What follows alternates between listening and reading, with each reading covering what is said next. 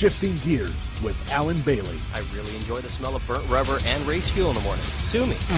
Whether it's NASCAR, INDYCAR, NHRA drag racing, or AMA Supercross, we've got it. I'm going to be unapologetic. I'm not going to hold back. I'm not going to sugarcoat it, and I'm going to tell it like it is, whether you like it or not. Get over it. Grab a gear and let's go. Well, is it time to go already? Really? You're Shifting Gears on ARN. Here's Alan Bailey.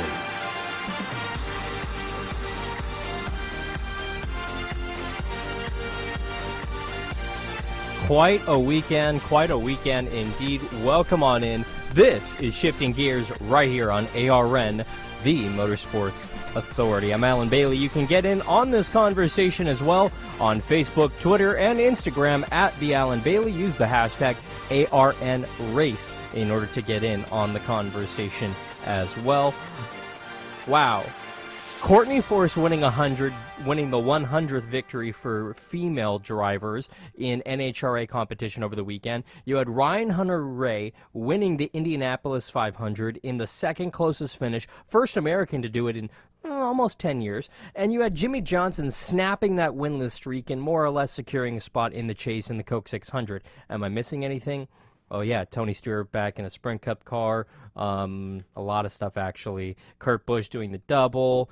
Oh, yeah, lots of interesting stuff, actually. I'm getting way ahead of myself. Let me take a shift back. We have to get everything started with our hot topics. You heard it and you saw it on ABC on Sunday morning. It was Ryan Hunter-Reay picking up the victory in the 98th annual Indianapolis 500 at the Indianapolis Motor Speedway, holding off Helio Castroneves at the line. Very close finish, amazing battle, an amazing race. Almost went caution-free until about the last third of the race or so. They started throwing some yellow flags for a couple of wrecked race cars, but overall, very good weekend, very good race as well. We'll break it all down, and yeah, we're going to get to some Ryan Hunter-Reay sound. In fact, Ryan Hunter-Reay, well, he had this to say following the race. It hasn't even sunk in yet, but this is just the most fantastic team. I mean, the support they've given me to give me this race car 2 years in a row to have a shot at winning the greatest race in the world. A dream has come true today, and I'm a proud American boy, that's for sure. There was no practice for it. We never really ran those lines at all the whole month, and that was all new. Everything everybody was doing at the end was all new, and I didn't know if we had what it took, but I did my absolute best, and I've got the best team behind me. Nobody can stand on their own without a good team behind them, and these guys did it. And this is number 28 DHL Honda's in victory lane at Indy 500, and I don't even know what to think. More from Ryan Hunter-Reay later on in the program. The guy who came home second, Helio Castroneves, he was not a sore loser about it. He stood up after, yes, taking a moment to compose himself inside of his race car. He stood up and had this to say following his second place running in the Indy 500.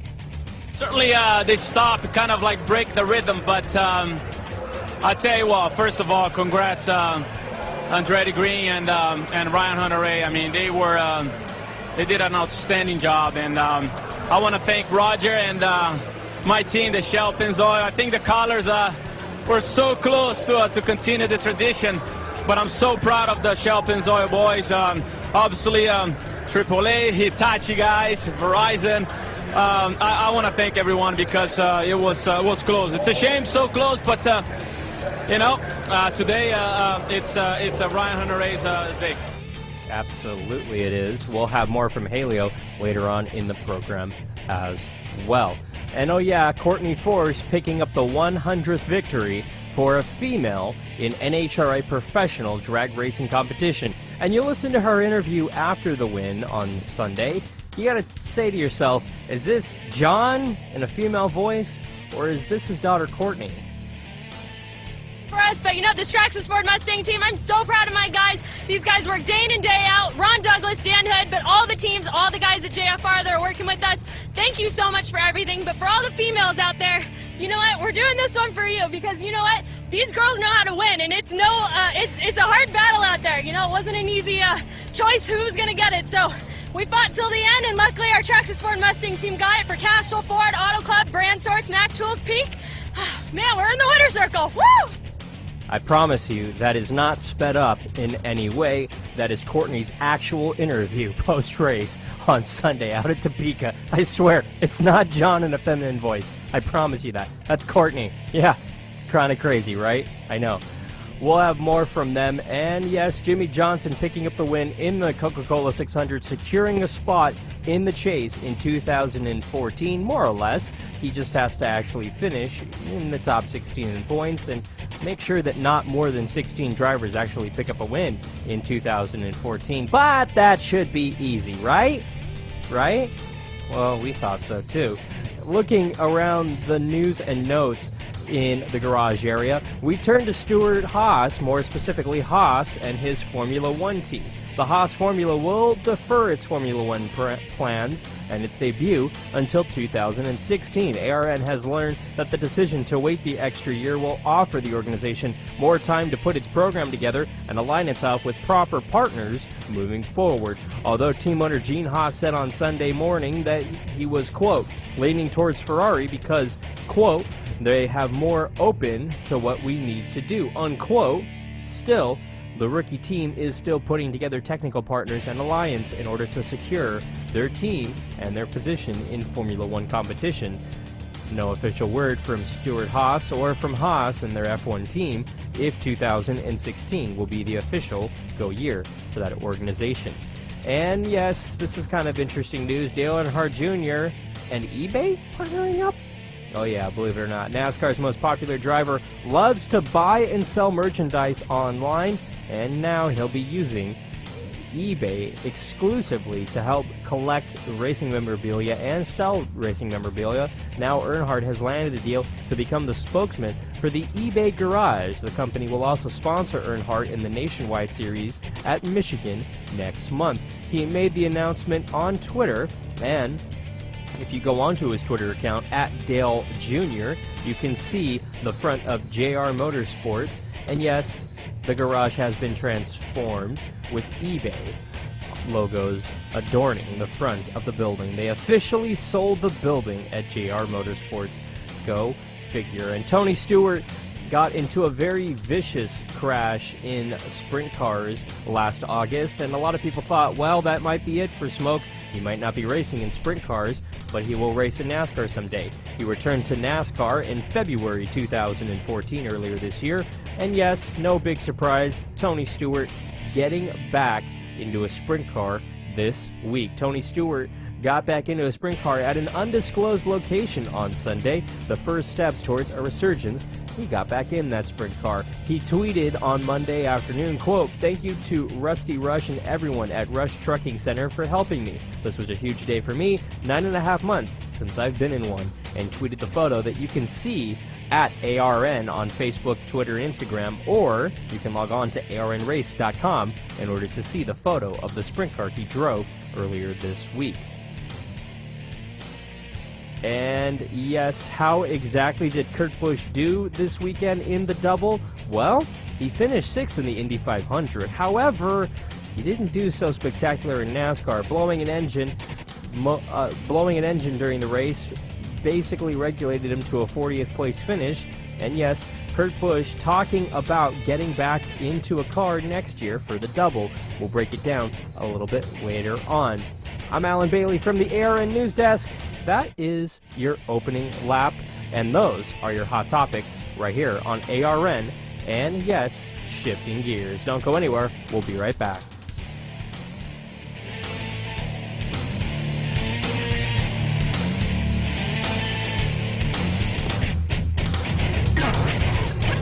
This is ARN, the American Racing Network. Okay, so let's say that you're trying to build a website for free on one of these website builders. You go ahead and spend hours uploading your personal information and all of the photos that you've taken of your products, only to find out that you can't bring a .com onto that website without paying a huge fee. And you can't remove those ads without paying a huge fee. And you can't remove all of those pesky "this website was built for free" buttons without paying a huge fee. By the time you've paid all these fees, you've paid thousands of dollars $10 in order to remove all of these pesky ads.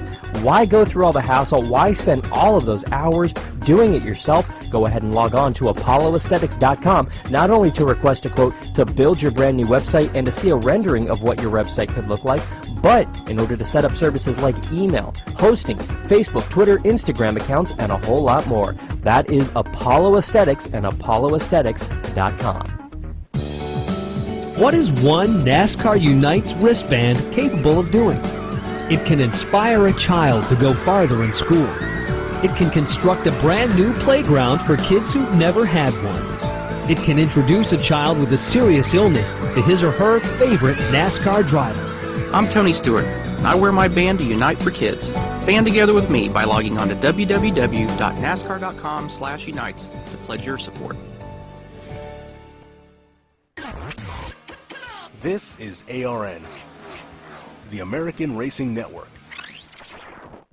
Beautiful, beautiful day. No matter how many times you do this, you gotta love the Coke 600 here at Charlotte. To our servicemen and women everywhere around the world, thank you so much for the sacrifice that you give on a daily basis. We couldn't be here celebrating this spectacle of speed without the courage and sacrifice that you give each and every day. I want to go at the line. Be a lot of hard work tonight. That's why they run us for 600 miles. Number 1 pit box. Good place to start this race from, buddy. Jimmy Johnson, Brad Keselowski, green flag drops on the 55th running of the Coca-Cola 600. Doing a really good job, man. Really good job. Here's how you know when Jimmy Johnson's car is good. Watch his hands. We've been in the car with him a couple times this year when he was fighting that wheel left, right, left, right. Look at that thing. That's Jimmy Johnson at his finest. A tire has gotten loose on pit road, and a crewman nearly gets hit. And that was a tire off of Marcus Ambrose's car. They're going to post this, guys. They got flag flagging. If we stay green, Kevin Harvick is just mowing the field down. Clear the 48. Clear the 3. You're all clear. All clear. If you are planning for hope to work for you, then you don't have a plan. And right now, Kevin Harvick's got hope and everything else on his side as he just continues to mow through this field. Do great one at a time. Right front, guys. Right front. Just killed it. Another one done. The car's junk. Blew a tire getting into the corner. We got to look at this tape for. That's a game changer. He knows. Oh, we got one car out of control. Marcus Ambrose. He spins it off a Ford. Who the hell did not see that coming? Kurt Busch's car blowing up. That's sad. You know, this is a tough test of man and machine. The man was ready to go. Kurt Busch was fired up and very alert and driving well, but the number 41 car doesn't go the distance. Clear all the way down if you want. Clear all the way down. Carl Edwards hit it on lap 346, and he has a 7.5-second lead. I don't know if this would be a race-winning move, but it could certainly buy him a much better finish. Bowman brings out a game-changing caution here late. Well, we gave it a whirl. That was getting pretty exciting. Let's come get 4 tires, guys. Let's have the best stop you ever had. Been since 2009 since a driver won this race from the pole. That was Jimmy Johnson trying to do it again half a decade later. New leader, 48. Looks like the drought is finally going to end for Jimmy Johnson. No pressure. Jimmy Johnson's 7th win at the Charlotte Motor Speedway has punched his ticket to the chase. Hey, boys. Congrats. Shifting Gears on ARN is presented by Stash Feed. Get the feed. Log on to stashfeed.com, your daily manly feed. You're Shifting Gears on ARN, the Motorsports Authority. Here's Alan Bailey. Well, you heard it right there. That was the sounds of the Coca-Cola 600 Sunday afternoon in the city of Charlotte at the Charlotte Motor Speedway, Concord, North Carolina, actually. Now, you look at the race, a lot of interesting stuff happened during that race. Of course, it's NASCAR's longest race, so it has to get a little dramatic, a little crazy, and yeah, a little controversial, maybe? Well, we look back at the race in true drama, in true fashion. No surprise, Kurt Busch arriving via helicopter. You would have thought Elvis showed up. During the green flag, we saw a great start to this race, actually. Jimmy Johnson on the pole. It was Harvick and Johnson early on in this race, which honestly shouldn't really surprise anyone, yet at the same time, It didn't really surprise anyone. Go figure. But looking at the overall race, it was Clint Bowyer early on that was having an interesting tire vibration of all things. And yeah, basically, he would have to come in not once, not twice, but a few times. And it was not the tire and it was not the wheel that ultimately caused that vibration. Who knows? Could have been a wheel weight, not too sure. Lap 235. Problems here. Marcus Ambrose just gets loose, spins out all by himself, coming off of turn 4. And yeah, he slipped through the grass, but unfortunately other cars spun behind him, caused some drama. It sent, notably, the 10 car of Danica Patrick into the outside wall. On the restart, Jamie McMurray, 2-tire stop, just like he did in that All-Star race last weekend. It got him some track position early on, and he had a pretty decent car, actually, during this run. However, Kevin Harvick lurking in second, and it would be Kevin Harvick who eventually would get into the lead. Go figure. But he was still keeping an eye on his pit crew, who honestly fumbled a little bit over the weekend and during this race. Not the quickest pit stops, but overall not many problems. Just not quick pit stops and just a couple of hiccups. It was McMurray's crew, however, that got him 4 tires and got him out in the top 5. Now Kurt Busch attempting to double, blows up.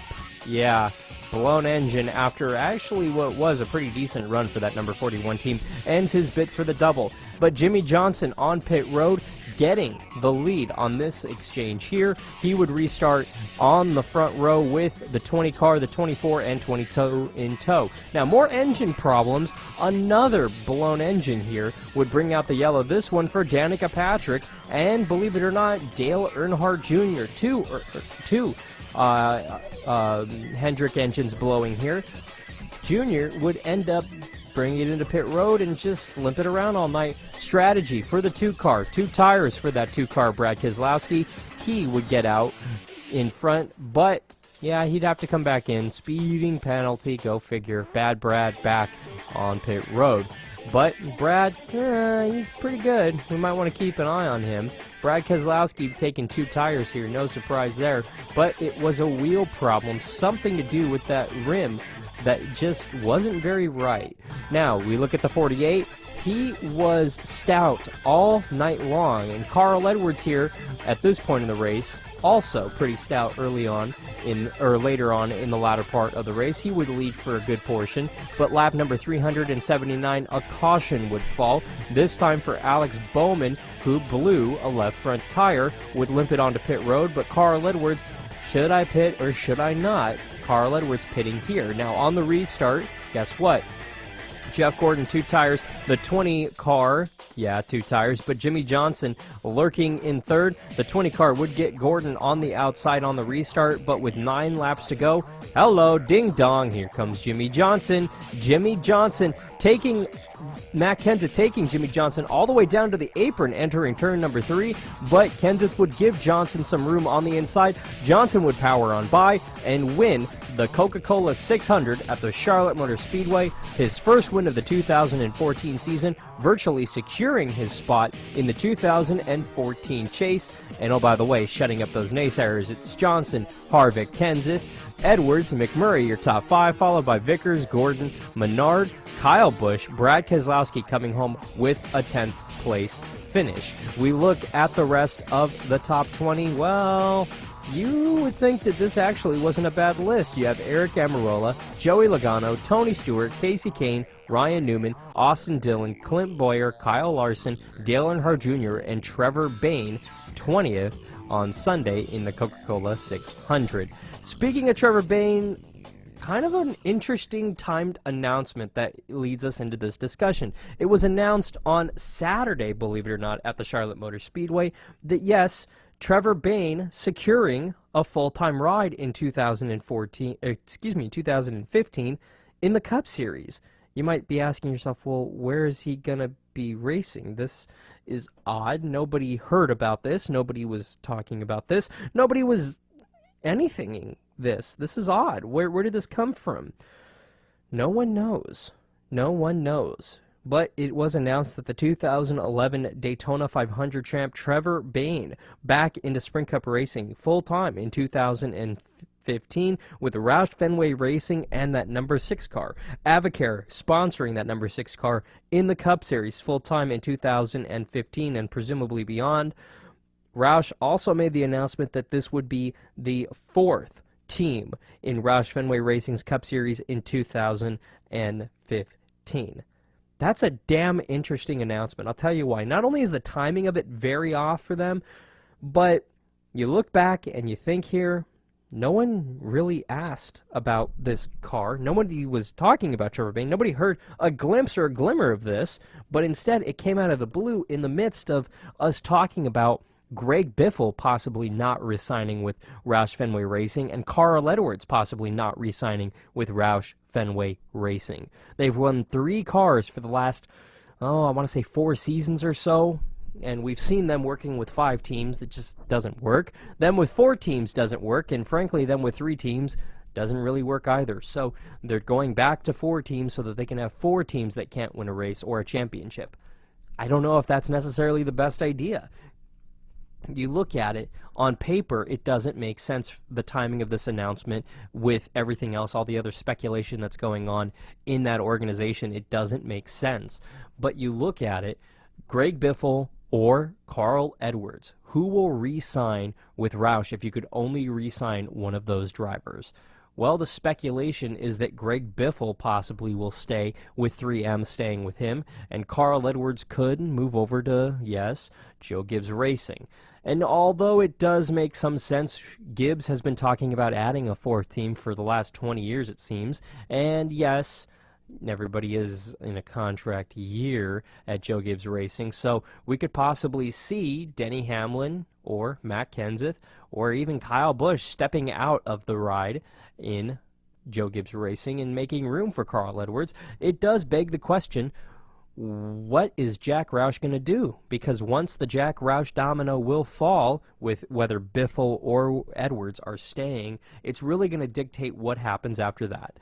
Because if Biffle stays, then 3M will stay, and you're looking at Edwards, who's looking for a ride. If Edwards stays and Jack Roush has to go to Ford once more, like a kid looking for more porridge with a little cup and spoon like he did a few years ago when he signed Edwards to an extension, then Edwards stays. They find whatever Frankenstein sponsorship they can put together for him, similar to what you see now, and Biffle could take 3M to another organization.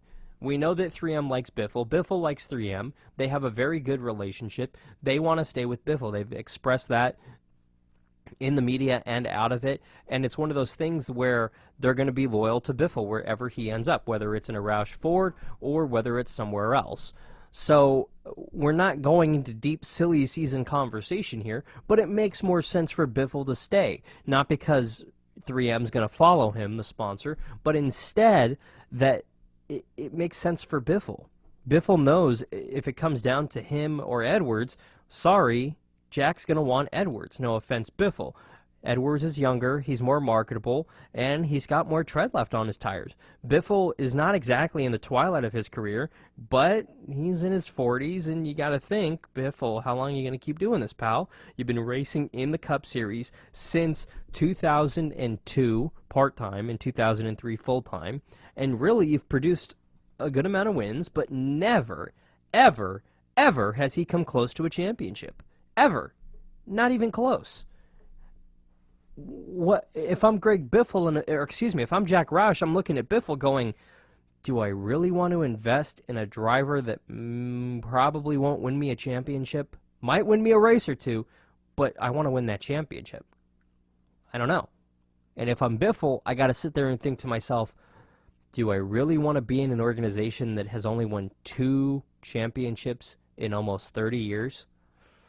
I don't know. It's a tricky situation, and if you're Carl Edwards, you're asking yourself those exact same questions. Do you want to be in an organization that has won 2 championships in 30 years?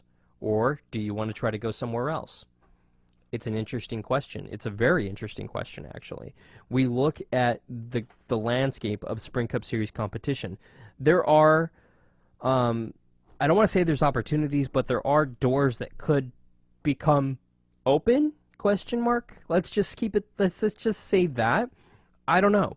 It's an interesting situation because you look at Jamie McMurray. He's basically in a contract year at Ganassi. I don't think he's going anywhere. Keselowski's not going anywhere. Dillon's not going anywhere. Harvick isn't going anywhere. However, Casey Kane's contract is up at the end of 2015.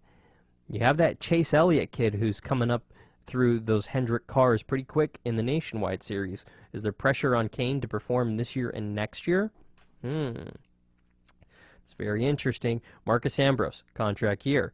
Danica Patrick, no word on her contract. She's keeping it very hush-hush. No idea how long her contract is, actually. GoDaddy signed through the 2014 season, though. Interesting. Now, this one is interesting, too. Hamlin's contract is supposedly up at the end of next year or this year. We're unclear, because Hamlin's unclear. He doesn't even know. Very interesting. Hamlin signed a contract in 2012 to stay through 2013. It was probably a 3-year extension, and we haven't heard anything about it. We're not sure on that one. Boyer just re-signed. Biffle's in his contract year. Stenhouse is signed for a few more seasons. Kenseth is in a contract year. But it's more than likely that they're signed through at least 2015, and he's probably going to stay there. Kyle Busch is signed through 2016, so he's not going anywhere. So you look around the landscape, and you got to think, what exactly is going on here? Where will Carl end up? Well, logic dictates that if anyone at Joe Gibbs Racing is leaving, it's Denny Hamlin. Frankly, the guy keeps not winning championships. Somehow he is in perfect position to win championships, but he gets distracted, he loses his mind, he whatever. Oh, I need to see a therapist, I need help, I can't handle the pressure. Pick whatever you want. The guy cannot handle the pressure of Sprint Cup Series racing, period. He's seen multiple sports psychologists, and really, after knocking the tires on a few of them, no championship. And he's still dealing with the mental issues, and he's still seeing a sports psychologist to work through those issues of losing the championship to Jimmy Johnson. Dude, it's been several years. Johnson has won 2 titles since he took that title from you, quote unquote, and guess what? He's not thinking about beating you. He's thinking about what he needs to do to beat you now. He's not reliving the past. Learn from it and move on. He's still thinking about it, and he still struggles with it. You can tell. It's still on his mind. He needs to get over it. He needs to put it behind him, and he needs to think about what he's doing now, because if he's not, and if he doesn't do it, well, he could be out of a ride in that number 11 car. Not just, oh, I hit the wall, and I need to be out because I broke something. He was sidelined last year due to injury, and guess what? The exact same race, he was sidelined for a few weeks. Or for 1 week this year. I don't know. It's something that really is something that we need to talk about and look at, is Denny Hamlin's psychological profile, because a lot of people don't think that he can handle the pressure. He was thrown into it very quickly in 2006, and ever since then, he's done very well. He's a great driver, but psychologically, he can't handle the pressure for one reason or another. I don't know. But if he does leave, where will he end up? Menard is signed through in that number 27 car. Newman is signed on through 2016 in the 31. Brian Scott's been driving that 33 car. They could possibly hike that up to a 4-car organization. You look on down the list, really, Kurt Busch just got to Stewart-Haas. He's not going anywhere. Larson's in that 42 car till 2017. Amarola's in that number 43 until 2016. Allmendinger, same thing, 16 in the 47 car. Johnson's not going anywhere. We don't know the status of Allgaier in the 51. Vickers is signed on until the end of next season at Michael Waltrip Racing. Martin Truex is signed on until the end of next season in the number 78, who, by the way, isn't making a whole lot of noise this year. Turns out it was the driver at Furniture Row last season that did it, not the team. Sorry, Truex. Yeah, you're with a decent team that can make the chase, you just can't seem to make the chase, pal. Sorry. Ryan Truex, no idea what's going on with him at BK Racing. Junior's obviously signed on. Edwards is the big question mark in the number 99 going down the numeric list of teams. So really the question is, Carl Edwards has only a handful of choices unless we hear something here very quickly. And truly, I'm not seeing anything that's making me stand up and go, ooh, that's where he'll end up. Ooh, that's where he should go. Ooh, he could go there. Ooh. There's nothing. There really is nothing. Unless Danica Patrick gets kicked out of her ride, which, oh, by the way, could happen here pretty quick if GoDaddy doesn't re-sign, then what are you going to do? I don't know. We'll have to wait and literally see what happens. I have no idea, to be perfectly and bluntly honest, where Biffle or Edwards will end up, but I know that at least one of them will not be with that organization, if not both. Really, Roush is the guy that could simply go, I can't afford you, and I can't afford you. Ryan Reed, who has done absolutely nothing in the Nationwide Series, no fault of his own, he's a Nationwide rookie. You've done such a good job in my Nationwide cars that I need you to drive my Cup car because I have no one else to do it. Thanks. Or we could see Roush go to a two-car organization. That is a very real possibility. Very real.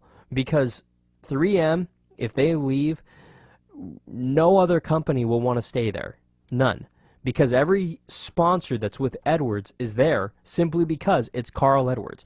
No offense to Greg Biffle, no offense to Stenhouse or Bain, but Carl Edwards is a driver that is personable. He's a driver that knows how to work the media, knows how to work cameras. He's very marketable from a sponsorship standpoint. He can go into the Subway commercials, into the Aflac commercials, into any other commercial that he wanted to, and sell it and do it believably, but no other driver really can do that. There's only a handful that can. So really, it's a question of which one of those sponsors can Jack cut the price in half and keep on a Cup car for a number of races in 2015. Because Edwards, I truly believe Edwards won't be at Roush next year. Not because, well, I want to go somewhere else, but because he wants to win a championship. He knows he has to do whatever it takes in order to do that, and he won't get it done at Roush Fenway Racing. And Jack Roush can't afford Carl Edwards. He had to beg the Ford Motor Company for a multi-million-dollar check to hand to Carl Edwards to keep him in a Roush Fenway Ford. And guess what?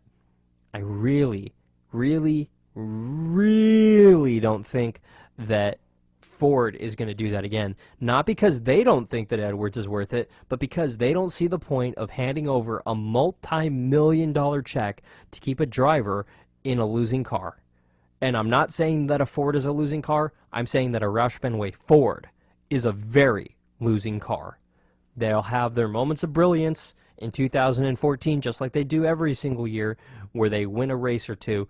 But overall, they're not going to dominate. They're not going to lead they're not going to lead a whole bunch of laps, and they're not really going to contend for a championship in 2014. Unless every other driver crashes out, Jack Roush will not be standing in victory lane when the champagne falls in Homestead in 2014. Sorry, Jack. I'm just saying, maybe you should go back into baseball and look for more money to solve your problem. Money can't solve this problem, though, Jack. Sorry. I know you think money solves everything, and I know your thought process was, I'll own every team. That way, my car will eventually have to win. I'll just own all of the cars.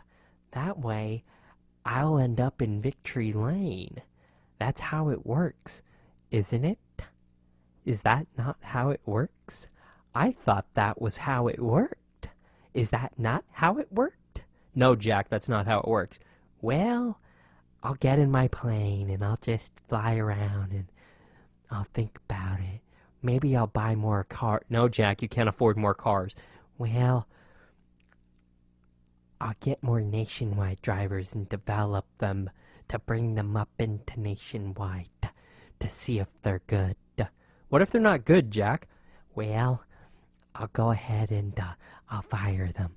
But Jack, you're spending all of this money in order to bring them up into nationwide. Why would you just dump them if they don't have the talent?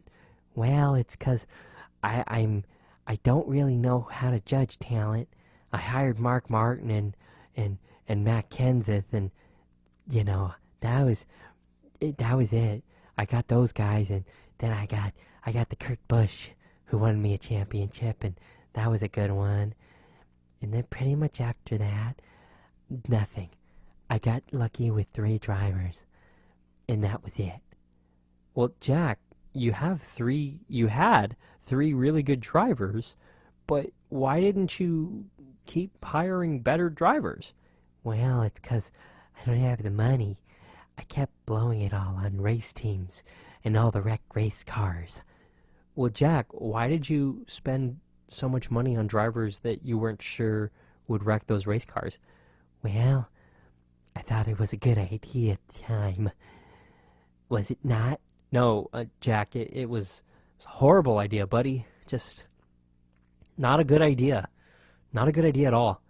Well, now I know. Yeah, now you know, Jack. Now you know. That's pretty much Jack Roush. Am I wrong here? I mean, he signed 3 really good drivers. He had Mark Martin, he had Matt Kenseth, and he had Kurt Busch. That was it. That was it. And I don't mean offense to any other driver who has ever driven a Cup car for that gentleman, especially Jamie McMurray. McMurray's a great driver, but McMurray ended up at that car as a substitution. Those 3 drivers came up through the ranks. Mark Martin was a guy that Jack went out and got, admittingly, so Mark made the conscious decision to go to Jack. But Kenseth and Busch both started at Roush Fenway, and they got their starts there, and it panned out really good for both of them. They both won a championship for the guy, but ultimately they've had much more success, not championship column, but with race wins after. Kurt Busch, not a whole lot because of the drama and everything that happened with him, but Kenseth especially. Last year was the proof, at least to me. You had Mark Martin, who stepped away from Roush Fenway, and guess what? He stepped into a Hendrick car and won 5 races in his first season. Well then, was that a fluke? Maybe, maybe not. You fast forward to last year, you had Matt Kenseth step out of that Roush Ford, and then guess what? He went on to compete for a championship, and oh, by the way, he won 5 races. Roush is a horrible team owner. He will not win championships consistently. He will not win races consistently. Their teams consistently cannot get their cars dialed into that racetrack, and they overall lack something. I don't know what it is. Otherwise, I would have told them and they would have solved it. But they lack something. Speed, handling, horsepower, something. Something is very much amiss at Roush. It has been for a number of years, and it will be for a number of years until half the staff is fired or they bring in people who actually know what they're doing or move people around. I don't know. But something needs to change over there because you're about to lose your 2 best drivers because you cannot afford them, Jack. Awesome. Awesome.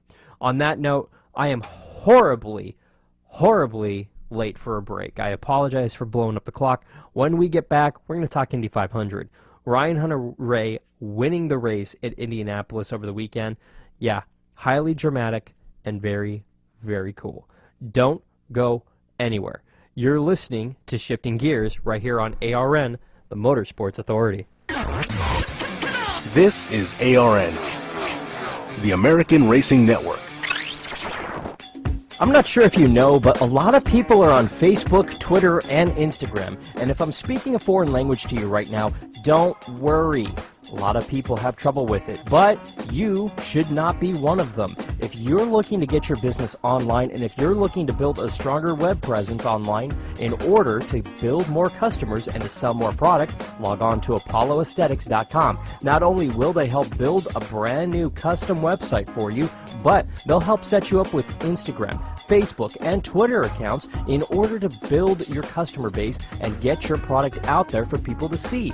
Everyone's online and everyone has a smartphone. Does that free custom website that you can build really work on an iPod or an iPad? Well, Apollo Aesthetics build websites that not only are capable of working, but work with all kinds of smartphones and mobile devices. Log on to apolloaesthetics.com not only to see all the services that they offer, but to request a quote to get your business online today. It's apolloaesthetics.com. Army Specialist Andrew Pike became paralyzed while serving in Iraq. My injury was a gunshot wound to the left abdomen from a sniper.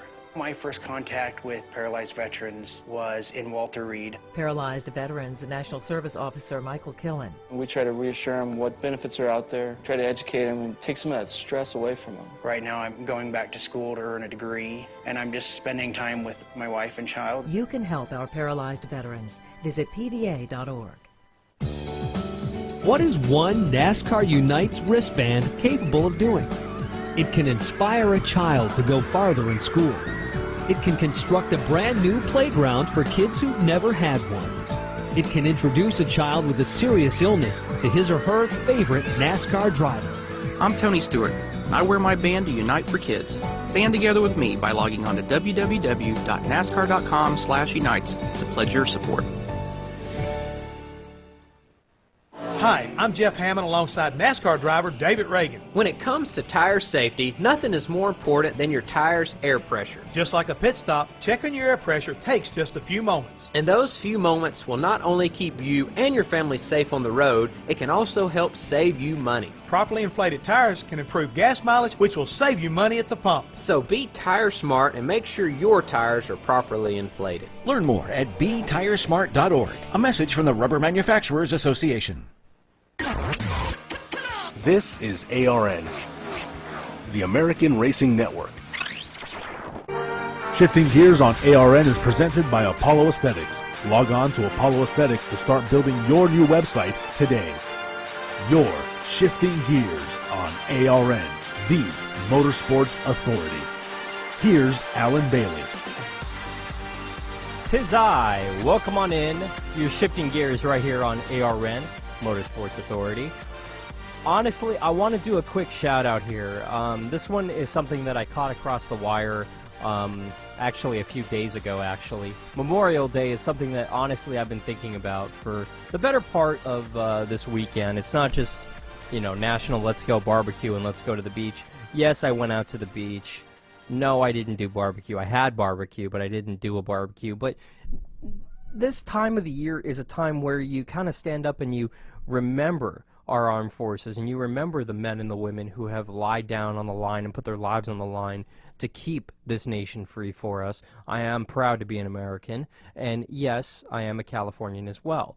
But this is a time when you stop, you thank a soldier, you thank all of the soldiers that have done so much for this country to keep us safe, and we need to do more for our soldiers. We do not do enough for them, not just during, but when they get back. They really, truly have not.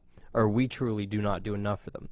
But 3 years ago, U.S. Marine Staff Sergeant Liam Dwyer lost his leg in Afghanistan, and over the weekend he was in IMSA winner at Lime Rock. Very, very cool photo that was posted on Twitter at IMSA of him, of the Staff Sergeant, with the checkered flag in front of his race vehicle. Yes, prosthetic leg on. Very, very cool photo. I loved every second of it. Thank you, Staff Sergeant, not only for your sacrifice, but also for everything that you've done for this country. I thank you truly from the bottom of my heart. Congratulations on your victory over the weekend out at Lime Rock. Very, very, very cool story there. So I hope that you took the opportunity over the weekend to thank a soldier, because it truly was something that was very cool. Memorial Day, to stop and remember the soldiers and all the men and women who have fought for this country and continue to fight for this country. That's what that weekend was all about. It's not get an extra day off, let's go barbecue and enjoy summer, and let's go to Vegas and let's get drunk and da-da-da-da-da-da-da-da. I look at it this way. It's a time to celebrate those men and those women in your own way. That's something that I don't think that we do enough of in this country. Sorry for my little patriotic spiel. You can blast me on Facebook and Twitter at the Alan Bailey, which prompted this one. And yes, I was at the beach on Sunday night after the race. Hey, I live out here in California. When the race is over, I go down to the beach for dinner. Sue me. It prompted this Twitter message. Alan, you were at the beach on Sunday with barbecue? Un-American. No, come on now. I watched both races. I watched the Indy 500. I watched the Coke 600. And then, yeah, afterward, I went down to the beach with some family. I caught the sunset, which was very nice. A little R&R for myself. And, yeah, I got some ribs. I like the ribs. They were honestly probably the best ribs I had down in Seal Beach over the weekend. I absolutely loved every second of those ribs, and I still have them. Somehow they were like it was like 2 racks of ribs that they brought me, and I thought, how am I supposed to eat these? So I ate half, which was probably like at least 7 or 8 ribs at least, and fries and coleslaw and a couple of cold ones. And then after that, I put the rest away. I had some yesterday, and yeah, after I get off the air, I'm gonna head home and I'm gonna just devour those ribs like there's no tomorrow. Trust me. I'm going to enjoy every second of it. I'll post a picture if I remember. They were delicious. On that note, I want to talk about the Indy 500. I know the clock is kind of wacky. Bear with me. So, talking about the Indy 500 over the weekend, Ryan Hunter-Reay, in case you missed it, yes, won the race. If you missed the call on ABC, it sounded a lot like this on the final lap. Here they come to the white flag. We'll enter the final lap of the Indianapolis 500. Ryan Hunter-Reay to the outside of Elliot Castroneves for the race lead.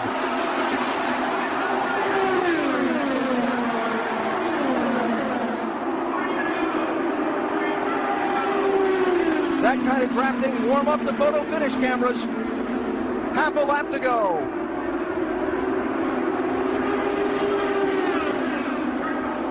Ryan Hunter-Reay leads. Elio Castroneves is second. Can Castroneves close on him? He's a couple of car lengths back.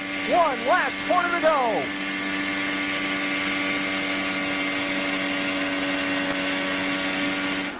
Checkered flag is in the air. Here comes Castroneves. He won't get there. Florida's Ryan Hunter-Reay wins the Indianapolis 500.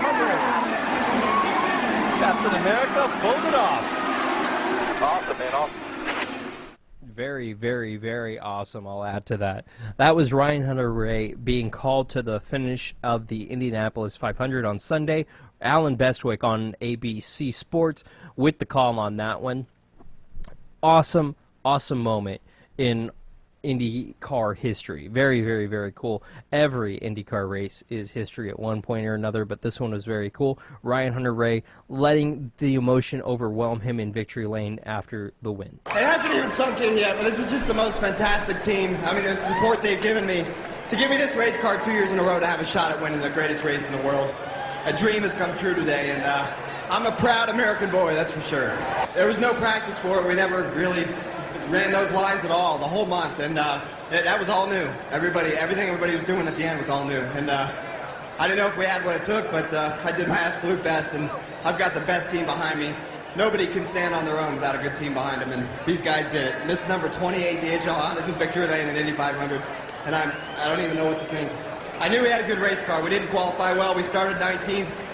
But we ran to the front, and I was just biding my time, making the right adjustments on the stops.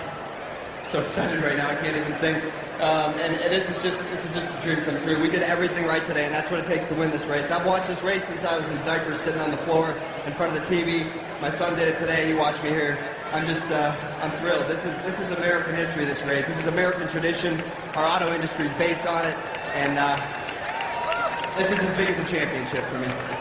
Just being here, having my family here with me, doing it with this bunch. This is my 5th year in Andretti Autosport, doing it with these guys. I have such a great support team here. I mean, they really are behind me every step of the way, and it was a fantastic fight to the finish. You know what? It went green the whole way, and I love that, because I wouldn't have wanted to win under yellow. I'll win it any way I can, don't get me wrong, but winning it under green like that, just a fantastic finish with Helio. We all raced each other clean, but really hard. I think that was some fantastic racing. I hope the fans loved it, because I was on the edge of my seat, that's for sure. I honestly think we all were. I mean, honestly, this is living in California. Everything's a little bit off for me here on the West Coast. So, if you're on the East Coast, you woke up whenever you woke up on Sunday. Did a few things. Around noon, you started watching the race, which was awesome. Good for you. For me, I set my alarm on Sunday morning sometimes because I need to catch races. I wake up on Sunday morning. I had my alarm literally go off at 9 o'clock. So I watched this literally, they were on the warm-up laps, and I watched just the warm-up laps on. I didn't catch any of the pre-race, unfortunately. It's on my DVR. I plan on watching it eventually, but I watched the best parts of the day live, which was amazing. So I watched the race, start to finish. Amazing race, start to finish. It was so competitive. You would think that a race that would go green for the first 2/3 of the race would be boring. I was so I was just in the moment. It was so just so intriguing to see the pit stops play out, the cycles, everything happen with the race. It was mesmerizing at some points. You were that attached to the race and that emotionally invested in the race. And then everything that happened with Juan Pablo Montoya speeding on pit road happened. All the drama of when to pit, when not to pit. The cautions started coming their way. And then you thought, oh, Montoya's going to be back in it. That'd be kind of cool to see him win this race after speeding. And you saw everything that played out. Ed Carpenter crashed, and then it was just wreck after wreck, it seemed. And then right there at the finish, you heard it just now, courtesy of ABC. You saw it on ABC.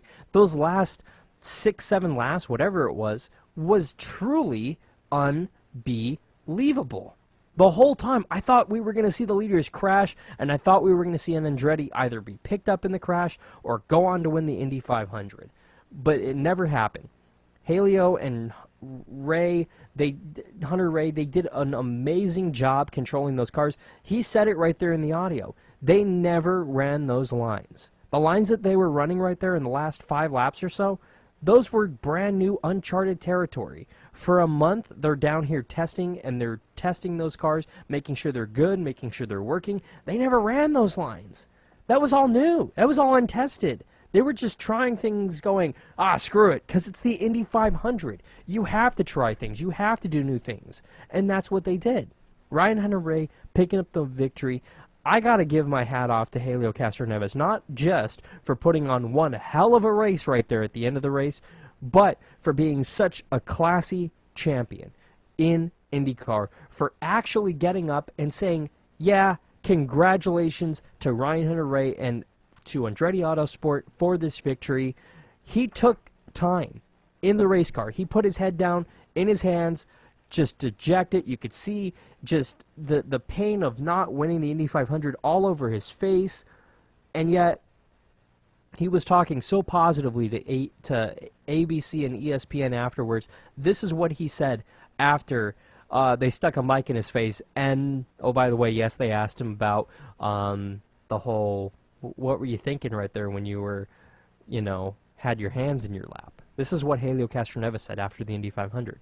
Well, certainly this stop kind of like break the rhythm, but I tell you what, first of all, congrats Andretti Green and Ryan Hunter-Reay. I mean, they did an outstanding job, and I want to thank Roger and my team, the Shell Pennzoil. I think the colors were so close to continue the tradition, but I'm so proud of the Shell Pennzoil boys. Obviously, AAA, Hitachi guys, Verizon.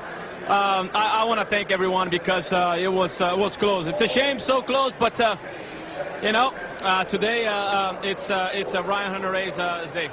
Obviously, the blood is still flowing. You want to make sure that when you say something, you say the right things. And right now, certainly it doesn't take it away the performance that we had. It's a shame. I want to give this to Roger so bad. I was pushing extremely loud. It was a great fight. I tell you what, guys, it was a great TV. I was having a great time. You know, it's unfortunately second is it's good when second sucks.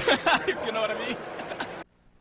Yeah, we know what you mean, and honestly, you heard him laughing right there, but he was holding back the emotion because he's won this race before, but it's still a race you want to win. If you could win it every year for 20 years, a racer would do it because it's such a special race. It's such a special moment. You want to do that.